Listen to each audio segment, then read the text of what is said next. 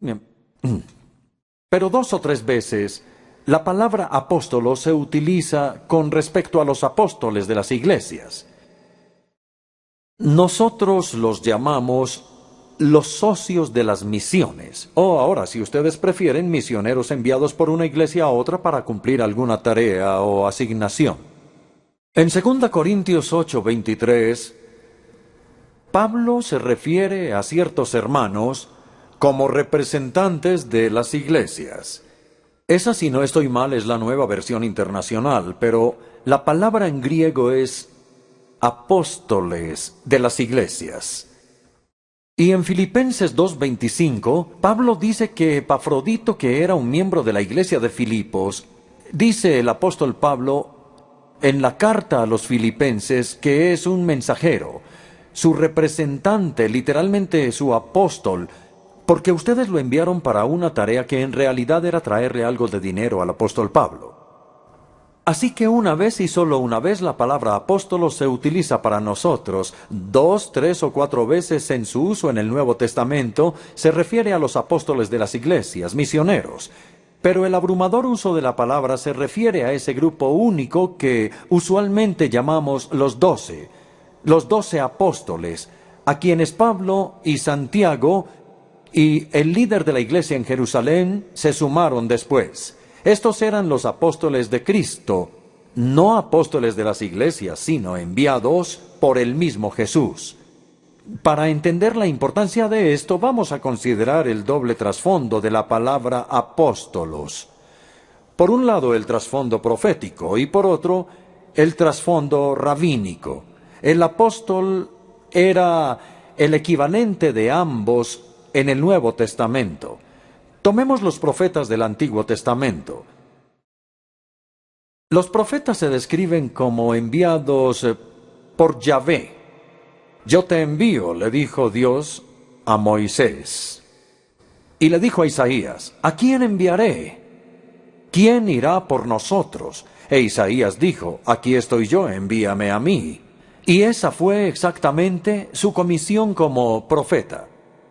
Dios le dijo a Jeremías, debes ir a todos los que te envíe. Y de nuevo a través de Jeremías, Dios dijo a los israelitas día tras día, una y otra vez les envié a mis siervos los profetas. Y esta palabra enviar que se utiliza, es decir, solo les he dado una pequeña muestra de algo que se usa una y otra vez en el Antiguo Testamento, es muy importante y se utiliza tanto para falsos como para verdaderos profetas.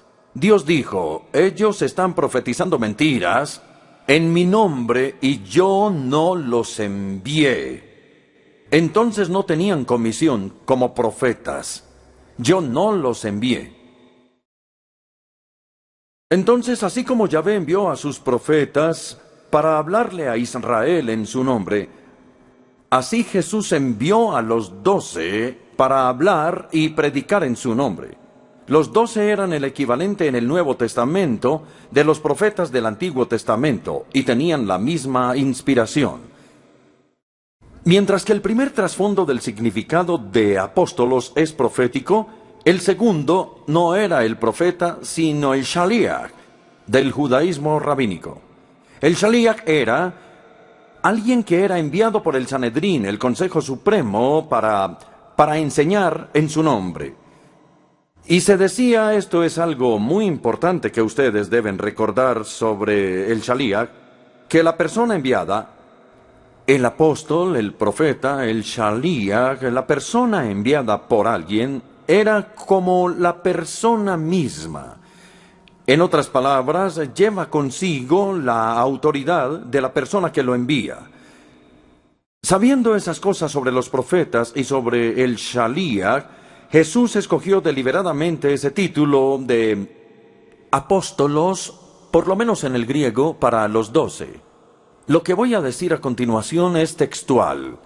Él llamó a sus discípulos y escogió a 12 de ellos, y en su conjunto decidió llamarlos apóstoles. Lucas 6:13. Entonces ellos eran sus voceros, sus embajadores, eran sus representantes autorizados, sus apóstoles enviados por él a este mundo. Él los envió diciendo: aquel que los escucha a ustedes, me escucha a mí, porque ustedes llevan mi autoridad. Aquel que los recibe a ustedes, me recibe a mí. Aquel que los rechaza a ustedes, me rechaza a mí. Y como veremos en un momento, agregó Pablo luego a Santiago. Ahora es importante entender la triple, quizá la cuádruple singularidad, pero dejemos el cuarto punto para después. Entonces, la triple singularidad de los 12, de los apóstoles de Jesucristo.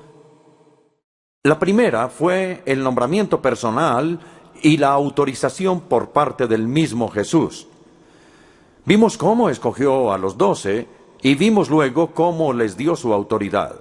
Luego, en el camino a Damasco, que no solamente es la conversión de Saulo, sino la comisión de Saulo, el Jesús resucitado le dijo a Pablo: «Eco apostelosi, yo te nombro apóstol, yo te hago un apóstol, yo te envío como apóstol», y él fue el apóstol de los gentiles. Y en 9 de las 13 cartas de Pablo, él empieza diciendo: Pablo apóstol, de acuerdo con la voluntad de Dios o de acuerdo con la orden de Dios. Ahí está el nombramiento personal y la autorización por parte de Jesús. En segundo lugar, ellos debían haber tenido una experiencia de testigos oculares de Jesús. Jesús nombró a los 12 para que ellos pudieran estar con él. Marcos 3:14 les dio inigualables oportunidades de escuchar sus palabras, de ver sus obras y luego de ser testigos de lo que habían visto y oído. Y en el Evangelio de Juan capítulo 15, versículo 27, él dice en la habitación superior: «Y también ustedes darán testimonio, porque ustedes han estado conmigo desde el principio». Cuando Judas debía ser reemplazado como el apóstol 12, Pedro dejó en claro el tipo de requisitos que debía tener. «Debe acompañarnos», dice Pedro, «durante el tiempo que el Señor estuvo con nosotros, durante todo el tiempo, para que pueda ver todo aquello que vemos nosotros, y de ese modo pueda ser un auténtico testigo de la resurrección». Ahora bien, Pablo y Santiago no fueron testigos de Cristo durante su ministerio público, pero sí habían sido testigos de la resurrección. Pablo, por ejemplo, porque esta es la razón por la que Pablo pudo llegar a ser apóstol, aunque no había estado con Jesús durante los días de su ministerio público. 1 Corintios 9, versículo 1.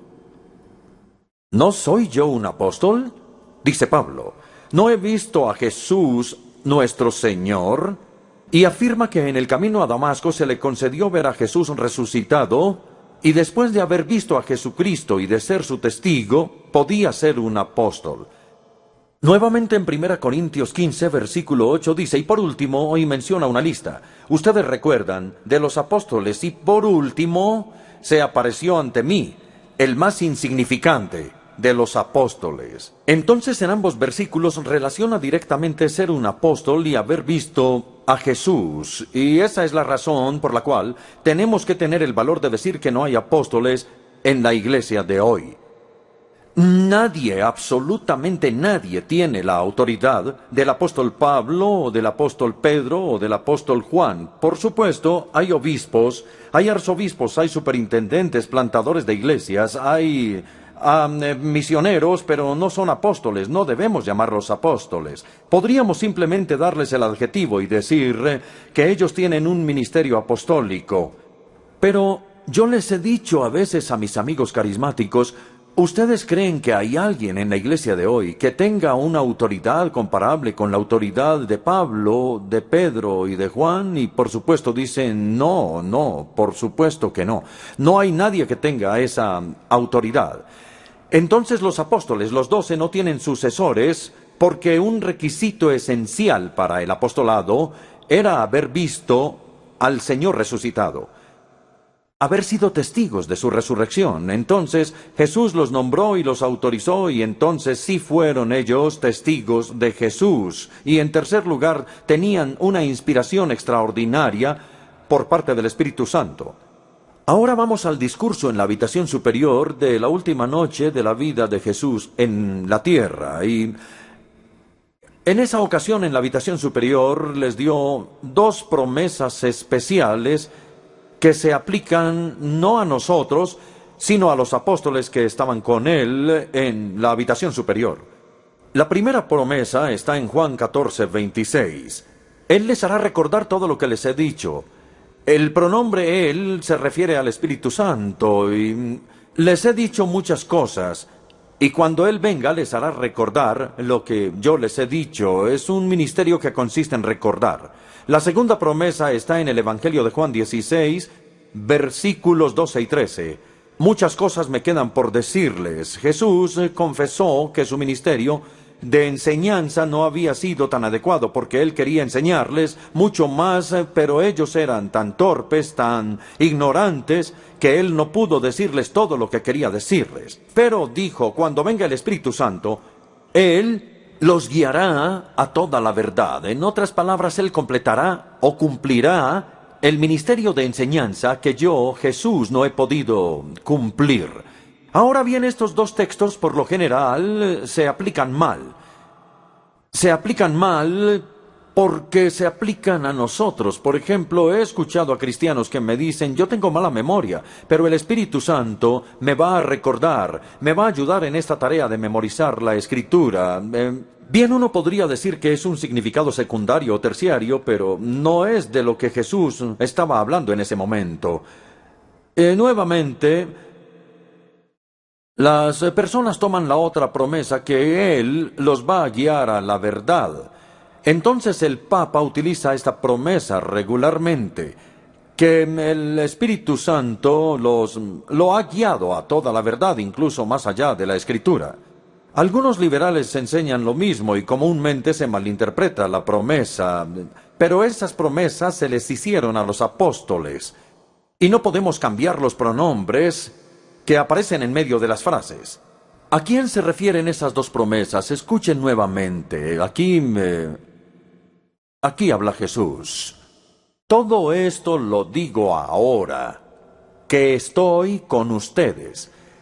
Pero el Espíritu Santo les enseñará todas las cosas que les he dicho. Muchas cosas me quedan aún por decirles, pero por ahora no podrán soportarlas. Pero cuando venga el Espíritu Santo los guiará. Creo que son más o menos 7 u 8 veces que se repite el pronombre los o les. Jesús en realidad les había dicho muchas cosas, pero ahora el Espíritu Santo les iba a recordar esas cosas que ellos habían aprendido. Y nuevamente el Espíritu Santo tenía mucho más que revelarles, pero ellos no podían soportarlo en ese momento, tenían que esperar a que el Espíritu viniera. El Espíritu complementaría o completaría lo que Jesús les había dicho. Entonces creo que tenemos estas dos promesas claras en nuestra mente. En la primera, el ministerio del Espíritu consiste en recordar, y en la segunda, el ministerio del Espíritu Santo consiste en completar o complementar. La primera promesa se cumplió en la escritura de los evangelios, y la segunda se cumplió en la escritura de las epístolas. Ahora vamos a ver lo que yo pienso que puede ser la cuarta singularidad de los apóstoles, y se trata de la habilidad de hacer milagros. Nosotros nunca debemos restringir a Dios ni decirle si puede hacer milagros o no. Pero si queremos tener una comprensión bíblica de los milagros, debemos decir que su propósito principal ha sido autenticar las etapas recientes de la revelación. Una de ellas es la enseñanza de los apóstoles.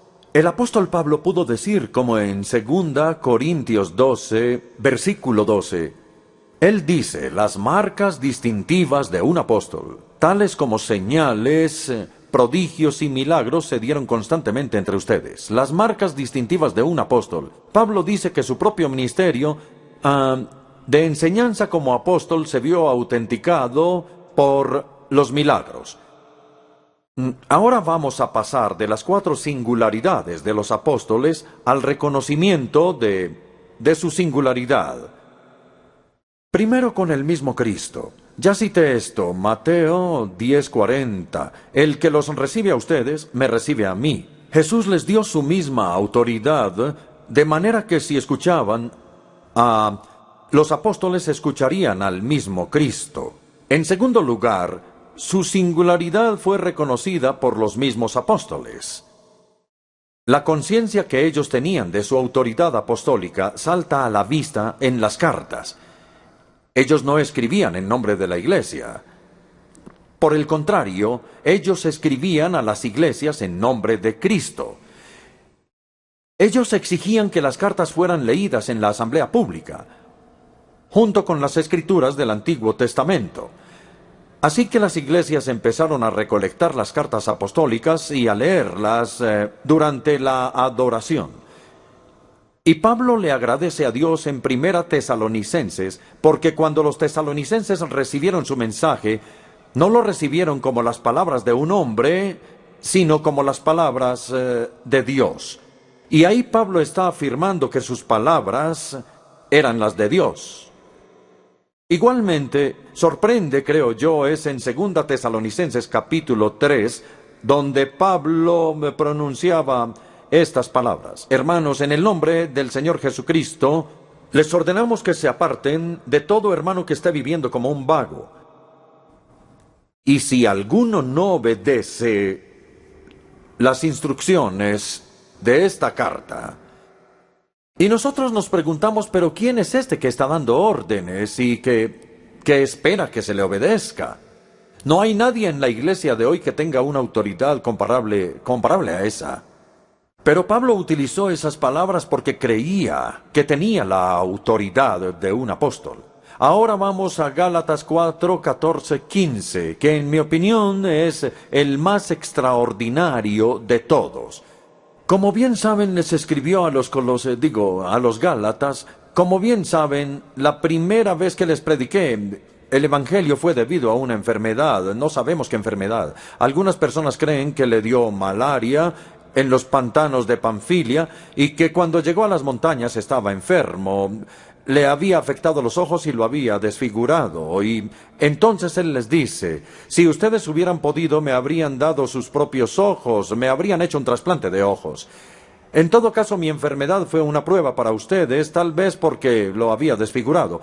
Pero no me trataron con desprecio ni desdén, al contrario, me recibieron como un ángel de Dios, como si se tratara de Cristo Jesús.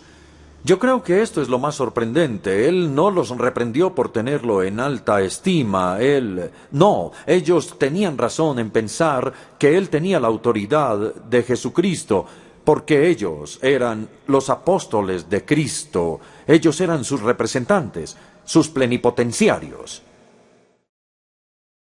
Así que la autoridad única de los apóstoles fue reconocida por los apóstoles mismos. En tercer lugar, fue reconocida por la iglesia primitiva.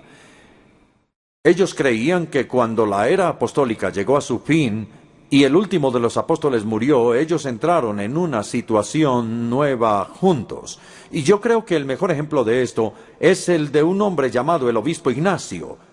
Los eruditos dicen que este hombre vivió en el año 110 después de Cristo, y que era obispo de Antioquía.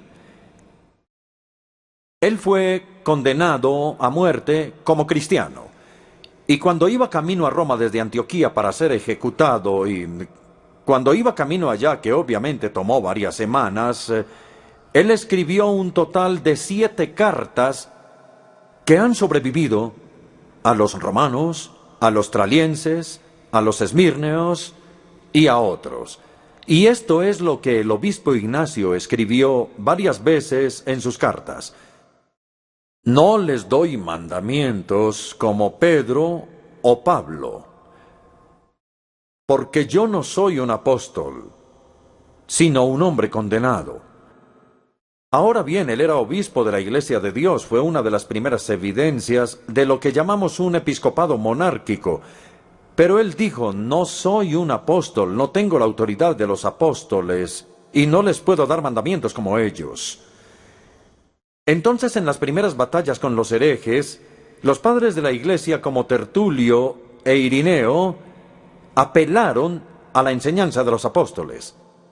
Y también lo hizo Atanasio en su apología de los arrianos. Ahora creo que debemos considerar el canon del Nuevo Testamento y por qué llegó a establecerse. Este no fue finalizado hasta casi la mitad del primer siglo, pero el solo hecho de que la Iglesia haya cerrado el canon y que tuvieran la necesidad de cerrar el canon muestra que trazan una línea clara entre la era apostólica y el período post-apostólico. La prueba de si un libro era canónico era si era apostólico. Ellos se preguntaban, ¿este libro fue escrito por un apóstol? Y si no, ellos miraron todos los libros. Por ejemplo, Lucas no era un apóstol, pero fue un compañero cercano del apóstol Pablo. Entonces sí venían del círculo de los apóstoles.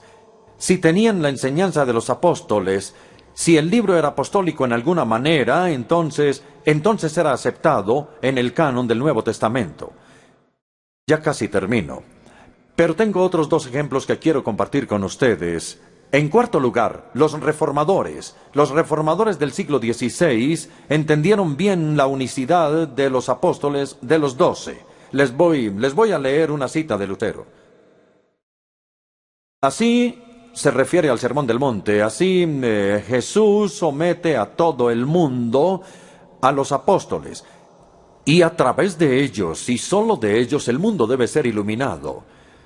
Todas las personas del mundo, reyes, príncipes, señores, eruditos, sabios, santos, todas las personas del mundo tienen que sentarse mientras los apóstoles permanecen de pie. Tienen que permitir que se les acuse y se les condene en su sabiduría y en su santidad, como hombres que no conocen ni la doctrina, ni la vida, ni una relación correcta con Dios.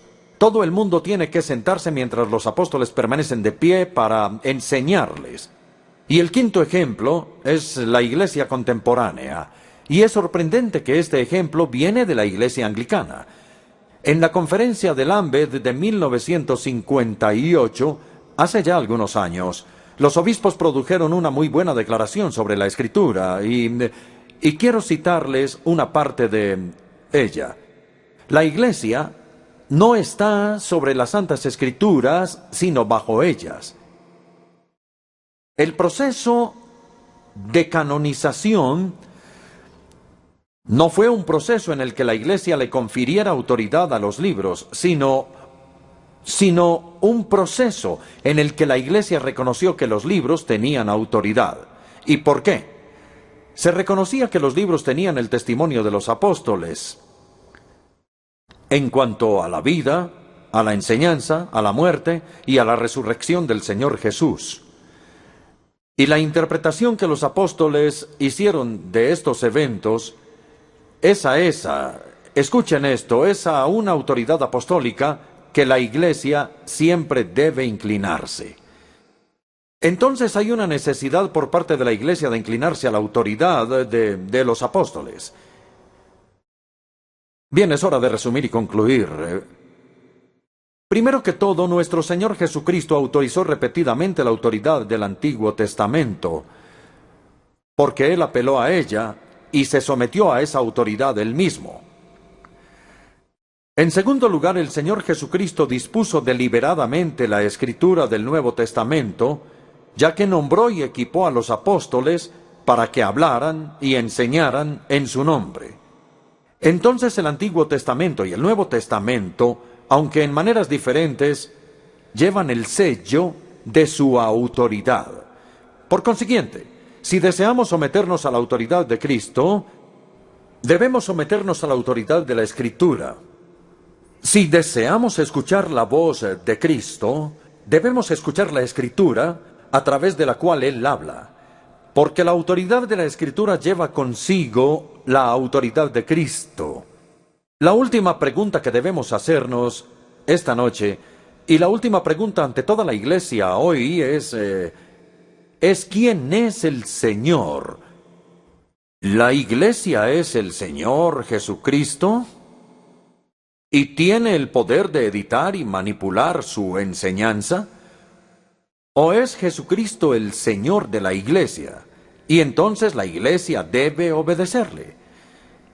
Y como Jesucristo es el Señor, no debemos tener ninguna duda sobre la respuesta a esta pregunta.